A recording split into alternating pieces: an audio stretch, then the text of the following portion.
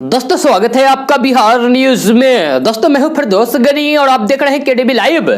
दोस्तों आज हो चुका है 25 अप्रैल 2021। तो आज की बिहार की टॉप न्यूज लेकर आए हैं आपके लिए। दोस्तों वीडियो स्टार्ट करने से पहले आपसे एक रिक्वेस्ट है, अगर आप नए आए इस चैनल पर तो फिर चैनल को सब्सक्राइब करके बेल आइकन को भी प्रेस कर दीजिए और साथ में वीडियो को लाइक कीजिए, अपने दोस्तों के साथ शेयर भी कीजिए।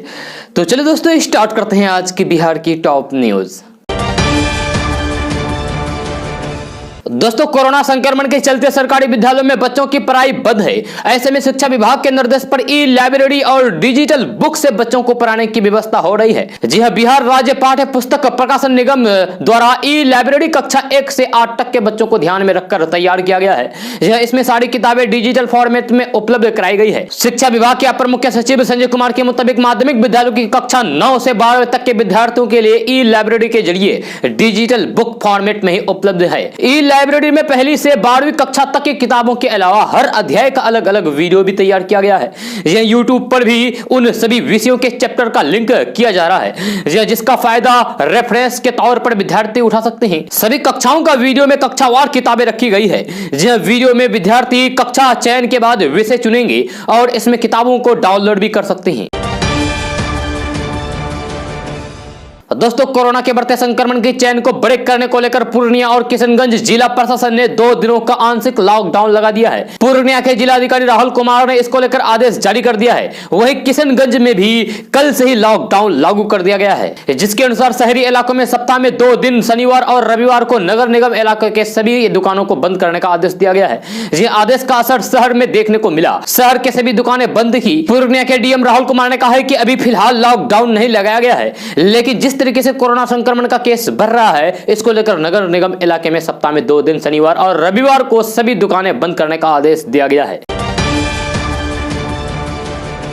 दोस्तों कोरोना के दूसरे लहर ने देश के कई राज्यों में अपने पांव पसार लिया है। दूसरे राज्यों में 2 पैसे कमाने के लिए गए बिहार के मजदूर अब फिर दोबारा अपने घर वापस लौटने लगे हैं। बिहार के सीएम नीतीश कुमार ने भी उनसे अपील की है कि जिन्हें वापस आ जाना है वो जल्द वापस आ जाएं। महाराष्ट्र, दिल्ली और अन्य राज्यों में कोरोना के बढ़ते प्रकोप के कारण जो मजदूर बिहार लौट रहे हैं, राज्य सरकार उनके लिए अब रोजगार का उपाय भी कर रही है। ये कहना है मुख्यमंत्री नीतीश कुमार का। श्रम संसाधन विभाग ने कोविड पोर्टल पर प्रवासियों का रजिस्ट्रेशन शुरू कर दिया है। बिहार में प्रवासियों को रोजगार मुहैया हो, इसके लिए श्रम संसाधन विभाग की योजनाओं के साथ ही अन्य विभागों में उपलब्ध रोजगार के अवसरों की जानकारी सभी निबंधित श्रमिकों को यानी कि निबंधित मजदूरों को अब उनके मोबाइल पर मैसेज के जरिए भेजा जाएगा। दूसरे कई राज्यों में कोरोना के बढ़ते मामलों को देखते हुए पाबंदियां लागू कर दी गई है। कहीं आंशिक और पूरी तरीके से लॉकडाउन लगाया गया है, तो कहीं नाइट कर्फ्यू या फिर कहीं वीकेंड कर्फ्यू लागू है। इस बीच कई प्रवासी मजदूर अब अपने घर वापस लौट रहे हैं। दोस्तों कोरोना की दूसरी लहर हर दिन भयावह होती जा रही है। वही कई राज्यों में चुनाव और उसके लिए रैलियों को भी इसकी जिम्मेवार बताया जा रहा है, इसकी वजह बताया जा रहा है। ऐसे में शिवसेना ने भी अपने मुख्य पत्र सामना में चुनावी रैली को लेकर प्रधानमंत्री नरेंद्र मोदी पर निशाना साधा है। सामना में लिखा है कि कोरोना एक राष्ट्रीय आपदा है और इस आपदा से लड़ने के लिए केंद्र सरकार ने क्या योजना बनाई है, इसकी जानकारी सुप्रीम कोर्ट ने अब मांगी है। देश की गंभीर कोरोना स्थिति का संज्ञान सुप्रीम कोर्ट ने खुद लिया है। खुशी की बात है, परंतु पश्चिम बंगाल के राजनीतिक नेताओं के, प्रधानमंत्री, गृह मंत्री के लाखों के रोड शो और हरिद्वार में कुंभ मेले का सुप्रीम कोर्ट ने सही समय पर संज्ञान लिया होता तो लोगों पर इस तरह सड़क पर तड़प कर मरने की नौबत नहीं आई होती। इसमें आगे लिखा गया है कि दिल्ली के एक गंगाराम अस्पताल में ऑक्सीजन कम होने से 24 घंटे में 25 लोगों की जान चली गई। ये देश की राजधानी यानी कि दिल्ली की स्थिति है। इस स्थिति के लिए देश की केंद्र सरकार जिम्मेदार नहीं होगी तो कौन जिम्मेदार होगा? हिंदुस्तान कोरोना का नरक बन गया है। ऐसा अब विदेशी अखबारों में प्रकाशित होने लगा है। इससे प्रधानमंत्री की विदेशियों पर क्या प्रतिष्ठा बचेगी? दोस्तों पूर्व भारतीय बल्लेबाज सचिन तेंदुलकर का कल 48वां जन्मदिन था। इस मौके पर उन्होंने बड़ा संकल्प लिया। हाल ही में कोरोना से उबरे सचिन तेंदुलकर ने कहा है कि मैंने कोरोना मरीजों के लिए प्लाज्मा डोनेट करने का फैसला किया है। इसे लेकर मेरी डॉक्टरों से भी बात हो चुकी है। मेरी उन सभी लोगों से अपील है जो हाल ही में कोरोना को हराकर स्वस्थ हुए हैं, वे आगे आए और अगर डॉक्टर आपको मंजूरी दे दे तो फिर जरूर कोविड मरीजों के लिए प्लाज्मा डोनेट करें। उन्होंने अपने ट्विटर अकाउंट से शेयर किए गए वीडियो मैसेज में कहा है कि मैंने पिछले साल मुंबई में प्लाज्मा डोनेशन सेंटर का उद्घाटन किया था। तब वहां काम करने वाले डॉक्टरों ने मुझे कहा था कि अगर वक्त रहते कोरोना संक्रमित मरीजों को प्लाज्मा दिया जाए तो फिर उनकी सेहत में तेजी से सुधार हो सकता है। इसे देखते हुए ही मैंने कोरोना मरीजों के लिए प्लाज्मा डोनेट करूंगा। सचिन तेंदुलकर ने जन्मदिन के मौके पर बधाई देने वाले फैंस और शुभ चिंतकों का आभार जताया है। दोस्तों, देश में कोरोना संक्रमण के मामलों में रिकॉर्ड बढ़ोतरी के बीच कल प्रधानमंत्री नरेंद्र मोदी ने ऑक्सीजन और ऑक्सीजन से संबंधित उपकरणों की आपूर्ति बढ़ाने के उद्देश्य पर उपायों पर चर्चा के लिए एक हाई लेवल बैठक की। बैठक में फैसला लिया गया है कि ऑक्सीजन और ऑक्सीजन से संबंधित उपकरणों पर से मूल सीमा शुल्क और स्वास्थ्य उपकर हटाया जाएगा। बैठक में प्रधानमंत्री नरेंद्र मोदी ने इस बात पर जोर दिया है कि ऑक्सीजन की आपूर्ति बढ़ाने के साथ साथ अस्पतालों और अस्पतालों में मरीजों की देखभाल के लिए आवश्यक उपकरणों की तत्काल आवश्यकता है। बैठक के बाद केंद्र सरकार की ओर से जानकारी दी गई कि सरकार ने कोरोना मरीजों के टीके आयात पर लगने वाले मूल सीमा शुल्क को तत्काल प्रभाव से हटाने का फैसला किया गया है। यह निर्णय अगले 3 दिन तक प्रभावी रहेगा। केंद्र सरकार ने कहा है कि ऑक्सीजन की आपूर्ति में सुधार के लिए पिछले कुछ दिनों में कई कदम उठाए गए हैं। जी हां, बैठक में प्रधानमंत्री नरेंद्र मोदी ने सभी मंत्रालय और विभागों को ऑक्सीजन और चिकित्सा आपूर्ति की उपलब्धता के लिए तालमेल के साथ काम करने का जोर दिया है। काम करने पर जोर दिया है। इसके अलावा बैठक में प्रधानमंत्री नरेंद्र मोदी ने निर्देश दिया है कि राजस्व विभाग इस बात को सुनिश्चित करे कि ऑक्सीजन और इलाज से जुड़े उपकरणों का निर्बाध और त्वरित कस्टम क्लियरेंस हो। दोस्तों, बिहार में कोरोना महामारी से निपटने के लिए नेता प्रतिपक्ष तेजस्वी यादव ने बड़ा ऐलान कर दिया है। तेजस्वी यादव ने कहा है कि उनकी पार्टी के सभी विधायक अपना वेतन और भत्ता सरकार को देने के लिए तैयार हैं, बशर्ते उसका इस्तेमाल महामारी से पीड़ितों के लिए किया जाए। यह पार्टी के प्रदेश अध्यक्ष जगदानंद सिंह ने बाकायदा आधिकारिक के बयान जारी करते हुए कहा है कि महामारी से निपटने के लिए विपक्ष के तौर पर आरजेडी अपनी भूमिका निभाने को तैयार है। यह शनिवार को राष्ट्रीय जनता दल के प्रदेश अध्यक्ष जगदानंद सिंह ने कहा है कि कोरोना के इस महामारी में सरकार को हर प्रकार से सहयोग देने को तैयार है। यह सरकार बताए कि वे किस प्रकार का सहयोग विपक्ष से लेना चाहती है। नेता प्रतिपक्ष तेजस्वी यादव के निर्देश पर पार्टी के सभी विधायक और पार्टी के सभी इकाइयों सहित दल से जुड़े साथी पहले से ही अपने अपने क्षेत्र में सक्रिय हैं। यह अधिक से अधिक लोगों को जांच करवाना और संक्रमित लोगों के समुचित उपचार के साथ ही सुरक्षात्मक उपायों के प्रति जागरूकता पैदा करने का काम कर रहे हैं। दोस्तों, बिहार में कोरोना महामारी के बीच सियासत भी चरम पर है। एक तरफ बीजेपी इस नीतीश सरकार के फैसले पर उंगली उठा रही है तो वही दूसरी ओर विपक्ष भी राज्य सरकार पर हमलावर है। इसी बीच पूर्व मुख्यमंत्री लालू प्रसाद यादव के छोटे बेटे और बिहार के नेता प्रतिपक्ष तेजस्वी यादव ने बिहार की जनता के नाम एक खुला खत लिखा है। कोरोना की रोकथाम और मरीजों के इलाज को लेकर बिहार सरकार की तैयारियों को लेकर तेजस्वी यादव ने नाकाफी बताया है। बिहार के नेता प्रतिपक्ष तेजस्वी यादव ने शुक्रवार को बिहार के लोगों को खुला खत लिखते हुए सरकार की तैयारियों की आलोचना की और उन्होंने लोगों को खुद का ख्याल रखने का संदेश दिया। जी हां, तेजस्वी यादव ने कोरोना से लड़ने के लिए लोगों को 10 टिप्स भी दिए और कहा कि इन 10 नियमों का पालन करके हम संक्रमण की चपेट में आने से बच सकते हैं। जी हां, हर बिहारी के लिए यह कठिन परीक्षा की घड़ी है। दोस्तों, आधार कार्ड का महत्व हर एक देशवासी जान गया होगा। इसके ना होने पर कई अहम काम रुक जाते हैं और सरकारी सेवाओं के लाभ भी नहीं मिल सकते हैं। ऐसे में एक कार्ड का आपके पास होना बेहद जरूरी है। लेकिन कभी जब आप घर पर ही आधार कार्ड भूल जाएं और काफी दूर निकल जाएं तो फिर परेशान होने की बात नहीं है। आपको बस अब फोन में एक काम करना होगा और आधार कार्ड हमेशा आपके पास बना रहेगा। अपने फोन पर ही आधार कार्ड डाउनलोड करना एक सही निर्णय है। इससे जरूरत के समय आपको अपना पर्स खंगालना नहीं पड़ेगा। ना ही भूलने पर कोई दिक्कत होगी। आपको इस बात की जानकारी होनी चाहिए कि यूनिक आइडेंटिफिकेशन नंबर यानी कि यूआईडी ने यह बात साफ की है कि डाउनलोड आधार कार्ड भी सुरक्षित और हर जगह मान्य है। बिना किसी विरोध के इसे स्वीकार किया जाएगा। इसकी मान्यता आधार कार्ड की असली हार्ड कॉपी के बराबर ही है। तो चलिए आपको बताते हैं कि आप अपने मोबाइल फोन में ही कैसे अपने आधार कार्ड को सेव करके रख सकते हैं। जरूरत पड़ने के वक्त यानी कि जिस वक्त काम हो उस वक्त आप फटाफट अपने मोबाइल से उस काम को कर सकते हैं। तो सबसे पहले ऑफिशियल वेबसाइट www.eaadhar.uidi.gov.in पर जाएं। फिर डाउनलोड आधार कार्ड के ऑप्शन पर जाएं। रजिस्टर्ड नंबर पर वेरिफिकेशन के लिए जो ओटीपी आएगा उसे डालें। स्क्रीन पर पूछे गए सवालों का जवाब दें। इसके बाद आपको डाउनलोड करने का ऑप्शन मिलेगा। यहां से आधार कार्ड डाउनलोड कर लें। अब आप इसे पासवर्ड से खोल सकते हैं। ध्यान रहे कि पासवर्ड आपके नाम के शुरुआती 4 अल्फाबेट और फिर आपका ईयर ऑफ बर्थ होगा। दोस्तों अभी हरिद्वार में कुंभ मेला चल रहा है, तो सरकार के लिए हरिद्वार कुंभ का आयोजन जन स्वास्थ्य के लिए ज्यादा अहम है। यह सवाल इसीलिए उठ रहा है क्योंकि कोविड कर्फ्यू से लेकर बाजार बंद तक के लिए जारी सरकार की हर गाइडलाइंस में कुंभ क्षेत्र के लिए पूर्व में जारी दिशा निर्देश का पालन करने की बात कही गई है। इधर प्रधानमंत्री नरेंद्र मोदी भी हरिद्वार कुंभ को सांकेतिक रखने की अपील कर चुके हैं, फिर भी राज्य सरकार कुंभ की अवधि को कम करने के लिए तैयार नहीं है। सरकार ने कुंभ की आधिकारिक अवधि 1 से 30 अप्रैल तय की है। 14 अप्रैल का शाही स्नान होने के बाद कुंभ क्षेत्र से जुड़ी भीड़ जा चुकी है। कुंभ को सांकेतिक रखने को लेकर प्रधानमंत्री नरेंद्र मोदी की अपील के बाद 3 को छोड़कर शेष अखाड़ों ने भी खुद कुंभ समाप्ति की घोषणा कर भी दी है। इसके बावजूद भी राज्य सरकार ने कुंभ अवधि में बदलाव नहीं किया है। जानकारों का मानना है कि भले ही कुंभ क्षेत्र में अब भीड़ ना हो, लेकिन इससे सरकार की प्राथमिकता तो स्पष्ट हो जाती है। जब बाजार, स्कूल, कॉलेज सब कुछ बंद हो तो फिर सिर्फ धार्मिक आयोजनों के लिए छूट क्यों मिलनी चाहिए? इससे पहले पिछली सरकार ने कुंभ को सांकेतिक स्वरूप में रखने का भरसक प्रयास किया था, लेकिन मार्च में सत्ता परिवर्तन के बाद हरिद्वार कुंभ को लेकर सरकार की नीतियों में सतर्कता घटी गई। कुंभ से जो नुकसान होना था वो तो हो चुका है। इसके परिणाम अब देखने को भी मिल रहे हैं। राज्य सरकार इसके बावजूद भी कुंभ समेटने के मोड में नहीं है। ये स्थिति बेहद दुर्भाग्यपूर्ण है। दोस्तों कोरोना के राज्य में बढ़ते मामलों के बीच स्वास्थ्य व्यवस्था के चौपट होने का आरोप लगाकर पूर्व सांसद और जन अधिकार पार्टी के राष्ट्रीय अध्यक्ष पप्पू यादव ने स्वास्थ्य महकमे को जानलेवा विभाग बताया है। यही नहीं, उनके आरोप ये भी है कि बाईपास से अधिकांश निजी अस्पताल कोरोना के नाम पर मौत के सौदागर तक बन गए हैं। पप्पू यादव शनिवार को पटना में प्रेस से बात कर रहे थे। पप्पू यादव ने कहा है कि 80 से 85% निजी अस्पताल आम जनता को लूट रहे हैं।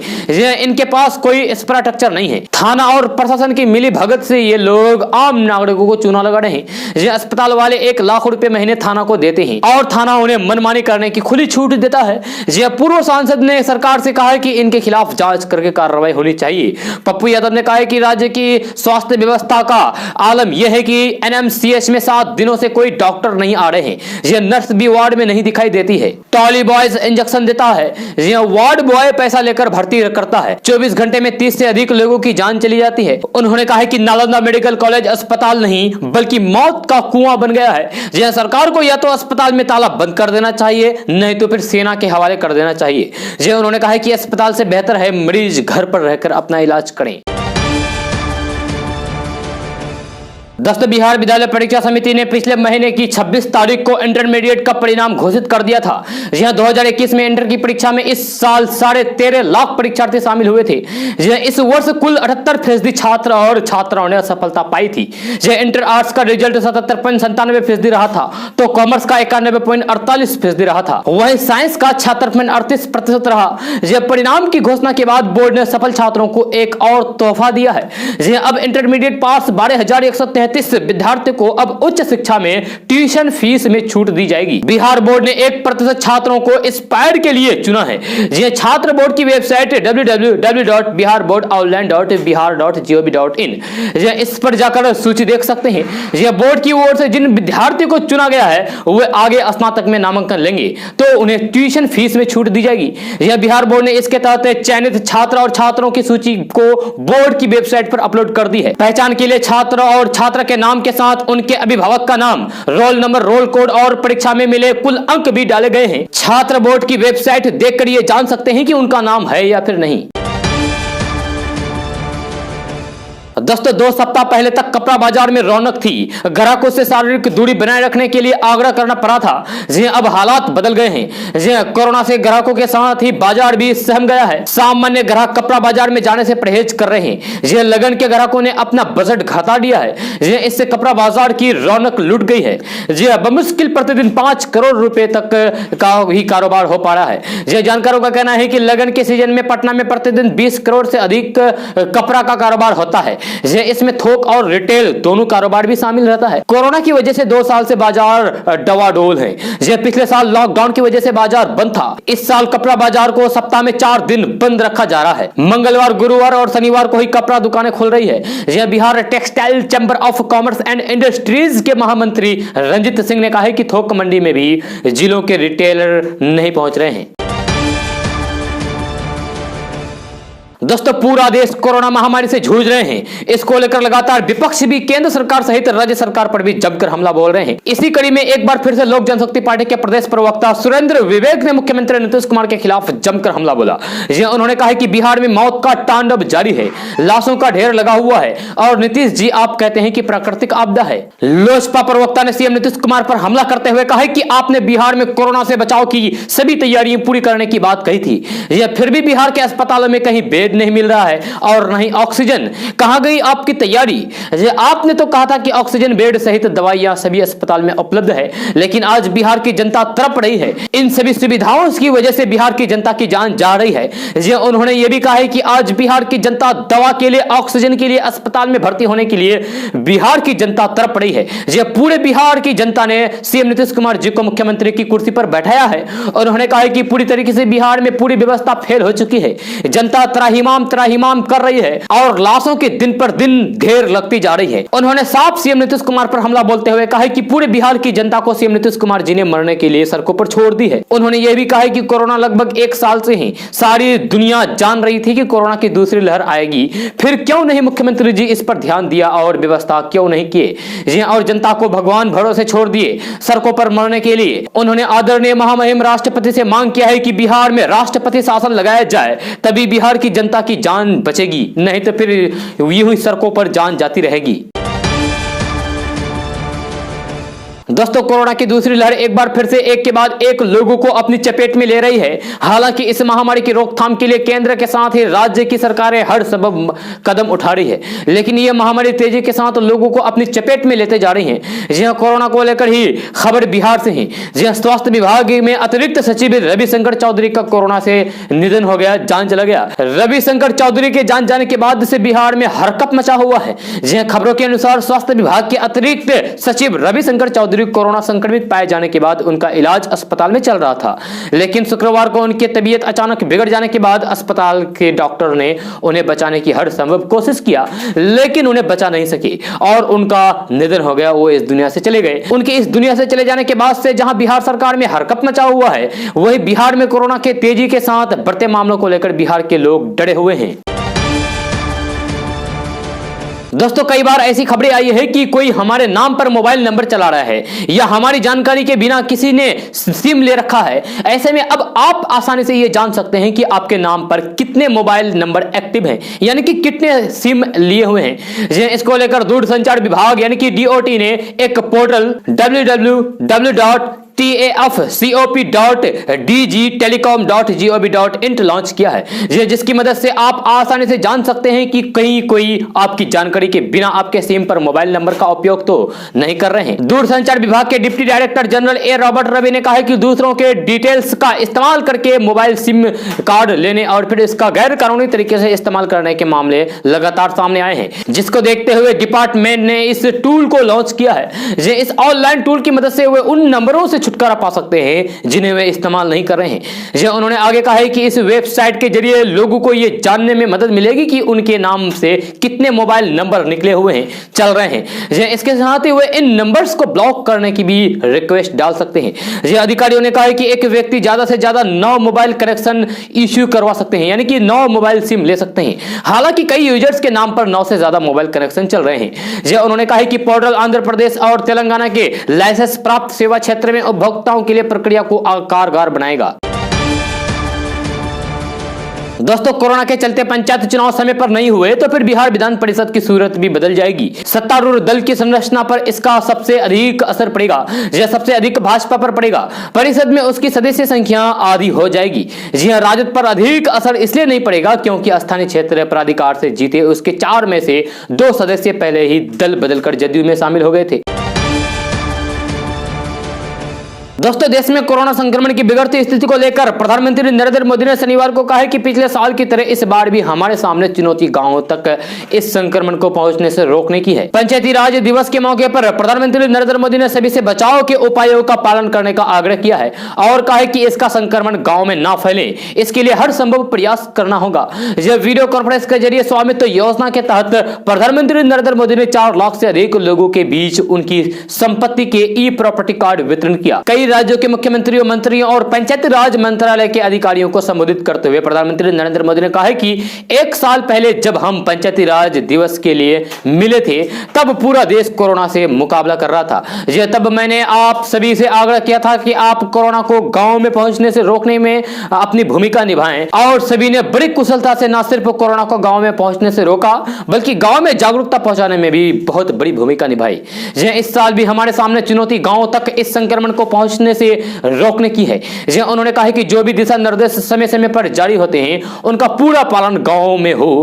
हमें यह सुनिश्चित करना होगा। इस बार हमारे पास वैक्सीन का एक सुरक्षा कवच भी है, इसीलिए हमें सारी सावधानियों का पालन भी करना है और यह भी सुनिश्चित करना है कि गांव के हर एक व्यक्ति को वैक्सीन की दोनों डोज लगे। उन्होंने पंचायतों से आग्रह किया है कि कोरोना को गांव में पहुंचने से रोकने में वे अपनी भूमिका निभाएं। प्रधानमंत्री ने कहा है कि इस मुश्किल समय में कोई भी परिवार भूखा ना सोए, यह भी देश की जिम्मेवारी है और इसे ध्यान में रखते हुए सरकार ने प्रधानमंत्री गरीब कल्याण अन्न योजना के तहत मुफ्त राशन देने की योजना को 2 महीने मई और जून तक आगे बढ़ा दिया है। उन्होंने कहा है कि हमारे देश की प्रगति और संस्कृति का नेतृत्व हमेशा हमारे गांव ने ही किया है। इसलिए आज देश अपनी हर नीति और हर प्रयास के केंद्र में गांव को रखकर आगे बढ़ा रहे हैं। हमारा प्रयास है कि आधुनिक भारत के गांव समर्थ हो, आत्मनिर्भर हो।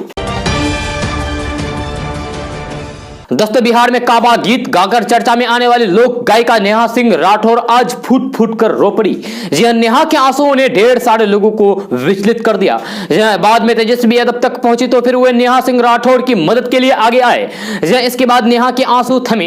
दरअसल नेहा सिंह राठौर ने शुक्रवार की देर शाम अपने ट्विटर अकाउंट पर अपना एक वीडियो डाला जो आप अपने मोबाइल स्क्रीन पर देख रहे हैं। इस वीडियो में वे कह रही है कि उनकी मां कोरोना पॉजिटिव हो गई है।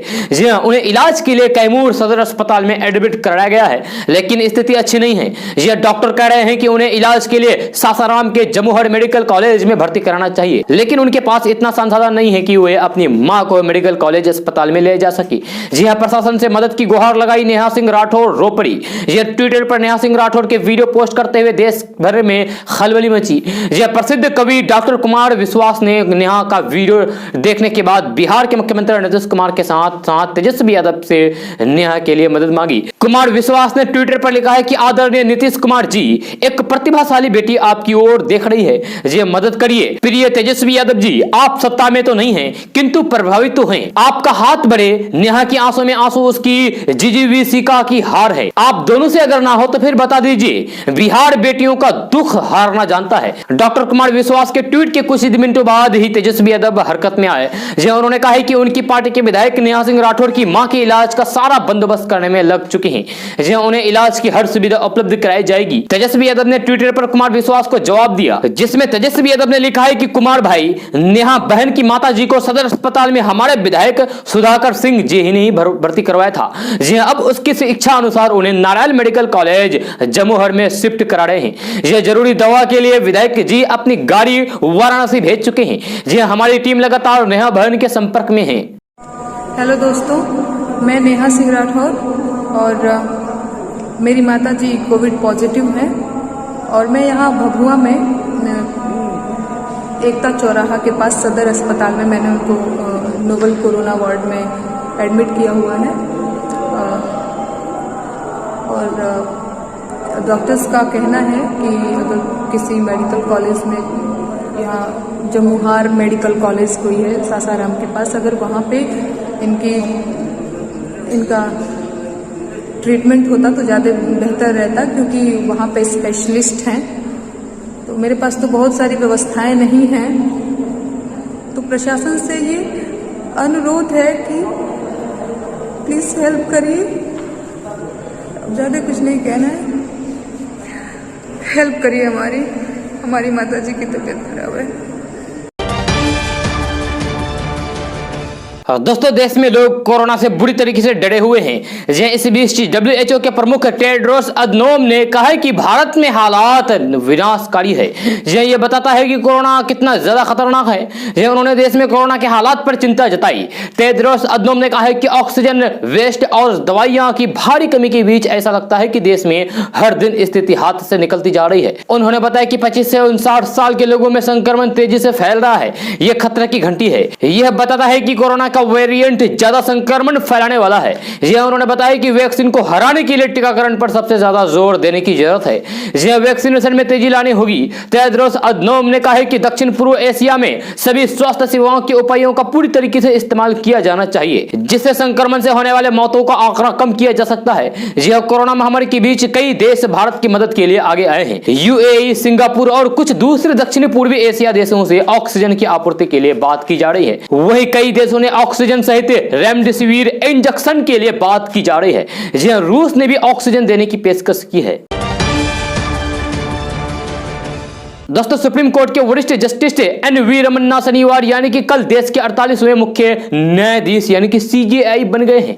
यह राष्ट्रपति रामनाथ कोविंद ने राष्ट्रपति भवन में जस्टिस रमन्ना को मुख्य न्यायाधीश पद की शपथ दिलाई। Chief justice एस.ए. बोबड़े के 23 अप्रैल को सेवानिवृत्त होने के बाद कल जस्टिस एन.वी. रमन्ना ने 48वें मुख्य न्यायाधीश के रूप में शपथ ग्रहण किया। यह सुप्रीम कोर्ट के जस्टिस रमन्ना का कार्यकाल 26 अगस्त 2022 तक है, यानी कि वे 2 साल से भी कम समय के लिए मुख्य न्यायाधीश के पद पर रहेंगे। आपको बता दें कि रमन्ना आंध्र प्रदेश हाई कोर्ट के पहले ऐसे जज होंगे जो मुख्य न्यायाधीश बन गए हैं। दोस्तों, बैंक की एटीएम को अब तक आपने सिर्फ कैश निकालते या फिर बैंक अकाउंट का पैसा जानने के लिए ही यूज किया होगा, लेकिन क्या आप जानते हैं कि आप एटीएम से कई और सर्विस का फायदा उठा सकता है।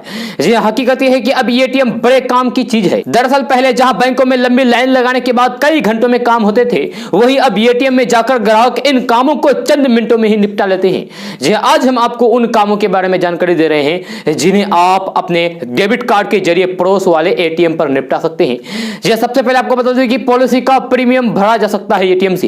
एटीएम के जरिए अब इंश्योरेंस पॉलिसी का प्रीमियम भी जमा किया जा सकता है। बैंकों ने इसके लिए एलआईसी, एचडीएफसी लाइफ और एसबीआई लाइन जैसे बीमा कंपनियों से करार किया है। इन तीनों कंपनियों के ग्राहक एटीएम से भुगतान कर सकते हैं। एटीएम के लिए आप लोन के लिए भी अप्लाई कर सकते हैं। आईसीआईसीआई और एचडीएफसी बैंक की एटीएम से आप लोन के लिए अप्लाई कर सकते हैं। एटीएम की मदद से अपने खाते से दूसरे खाते में रकम ट्रांसफर करने की सुविधा मिलती है। दिन में मल्टीपल ट्रांजैक्शन किए जा सकते हैं। देश के लगभग सभी बैंकों ने अपने एटीएम के साथ ही कैश डिपॉजिट मशीन भी लगा रखी है। इसके जरिए आप अपने अकाउंट में पैसे भी जमा कर सकते हैं। उसके बाद बात करते हैं कि आप एटीएम से बिल का भी भुगतान कर सकते हैं। टेलीफोन, बिजली, गैस या फिर दूसरे कई बिल एटीएम के जरिए चुकाया जा सकता है। बिल भुगतान से पहले आपको बैंक की वेबसाइट पर एक बार खुद को रजिस्टर करना पड़ेगा।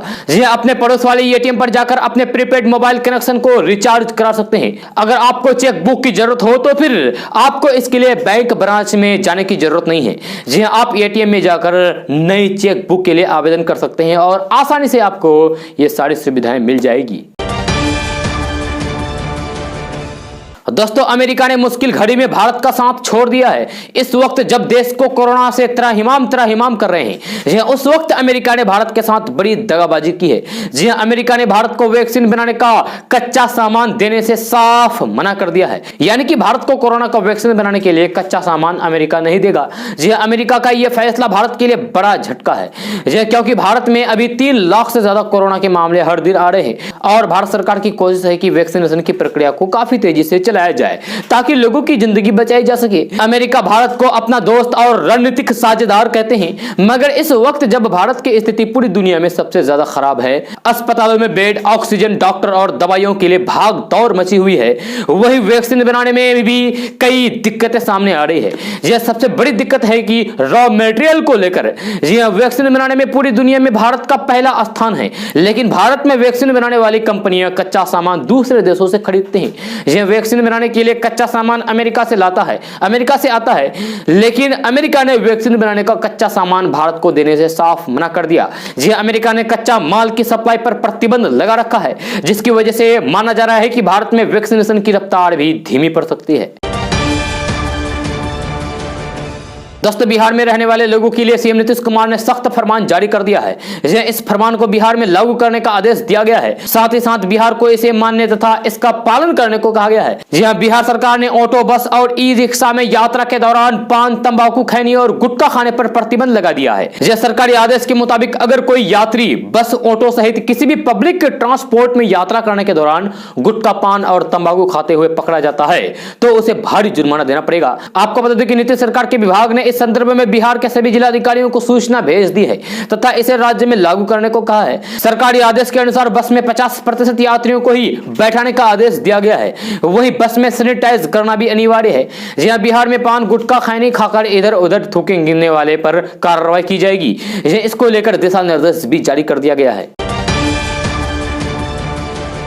दोस्तों, केंद्र सरकार ने प्राइवेट कर्मचारी या फिर छोटे व्यापारियों का भविष्य सुरक्षित करने के लिए अटल पेंशन योजना शुरू की है। इस योजना के तहत पहले आपको 60 साल की उम्र तक निश्चित राशि जमा करनी पड़ती है और फिर 60 साल के बाद आपको जमा पैसे के आधार पर हर महीने पेंशन दी जाती है। ऐसे में सवाल उठता है कि अगर किसी की भी मौत 60 साल से पहले हो जाती है तो उसके परिवार के लोगों को क्या अटल पेंशन योजना का पैसा मिलेगा?